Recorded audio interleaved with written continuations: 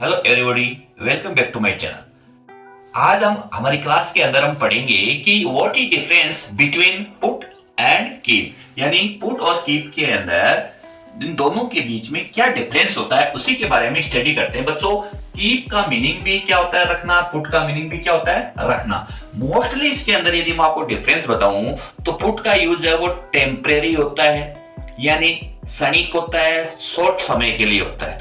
जबकि कीप का मीनिंग क्या होता है, एक लॉन्ग पीरियड के लिए होता है, एक लंबे समय के लिए होता है। जैसे यदि मैं इसकी बात करूं कि अर्थ इसका यदि बात करें तो किसी चीज को किसी जगह पर रखना है, इसके अंदर जो भी एक्शन होता है वो तुरंत होता है। मैंने कहा कि यानी पुट दिस मार्कर या पेन ऑन द टेबल, इसको वहां रखो, तो आपको ये एक्शन तुरंत करोगे। आप ऑर्डर मिलते क्या करोगे, आप उस मार्कर को वहां रखोगे।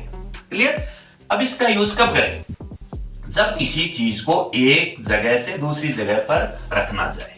मैंने कहा कि पुट जैसे मार्कर ऑन द टेबल, ये मेरे पास में था और आपने वहां पे रखा, तो एक जगह से दूसरी जगह हो गई। क्लियर। और एक्शन भी क्या हो गया, तुरंत हो गया। और टेम्परेरी एक्शन होता है, क्षणिक क्रिया होती है। अब यहाँ एग्जाम्पल की यदि बात करें, जैसे please put the book on the table, कृपया करके इस बुक को टेबल पे आप रखिए। तो टेबल पे आप रखोगे तो क्या होगा, वो एक क्षणिक होगा, थोड़े समय के लिए होगा। उसके बाद में आप उसको पढ़ने के लिए वहां से पिकअप करोगे, उठाओगे, तो स्टडी तो करोगे, तो वो थोड़ा समय हो गया। और यहां मैंने लिखा पुट योर बैग हियर, अपना बैग यहां रखो। रख तो दिया बैग, परंतु जैसे आप होमवर्क करोगे या कुछ और काम करोगे तो उसको वहां से उठाओगे। इसी प्रकार से कीप में क्या डिफरेंस है,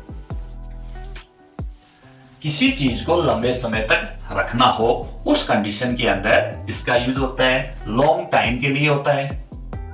जैसे यदि मैं कहूं कि keep jewellery in the box, इस ज्वेलरी को आप बॉक्स के अंदर रखो तो एक लंबे समय तक हो जाएगा।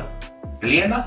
वहां उस कंडीशन के लिए होता है जब किसी चीज को संभाल कर या सुरक्षित लगातार रखना हो। अब जैसे ज्वेलरी को यदि आपने रखा है, बॉक्स के अंदर रखा है, तो आप उसको संभालोगे भी, यानी उसकी निगरानी भी करोगे, सुरक्षित भी रखोगे, लगातार है वो उनको वहां पर रहेगा, या उस कंडीशन के अंदर इसका यूज होता है। ये हमेशा क्या होता है कि कंडीशन पे डिपेंड होता है और कंटिन्यूअसली रहता है, ये लगातार बनाए रहता है। स्थिति या आदत बनाए रखने के लिए किया जाता है। जैसे मैंने कहा कीप योर रूम क्लीन, अपने कमरे की सफाई रखो, बनाए रखना है, यानी रोजाना अपने कमरे की सफाई करना है। ऐसा तो है नहीं कि आज हमने सफाई की कल छोड़ दिया, लगातार हमें करना होता है। तो यहां पर हो गया कीप योर रूम क्लीन। फिर मैंने लिखा कीप क्वाइट, शांत रहो, बी साइलेंट। जैसे क्लास के अंदर टीचर है, वो अक्षर है, वो बोलते रहते हैं, तो यहाँ पर ऐसा तो है नहीं कि टीचर ने कहा कि नहीं 2 मिनट के लिए आप शांत रहो, उसके बाद बोलने लग जाओ, ऐसा थोड़ा होता है।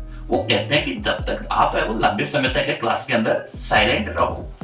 Keep this secret to yourself, इस सीक्रेट को अपने तक ही रखना है, दूसरे को नहीं बताना है। तो उस कंडीशन के अंदर इसका यूज हो गया कीप का यूज। तो यहां पर आज के इस क्लास के अंदर, वीडियो की हमारी क्लास के अंदर मैंने पुट और कीप में डिफरेंस बताया है, और मैं आशा करता हूं कि ये दोनों में जो डिफरेंस है वो आप अच्छे से समझ गए होंगे।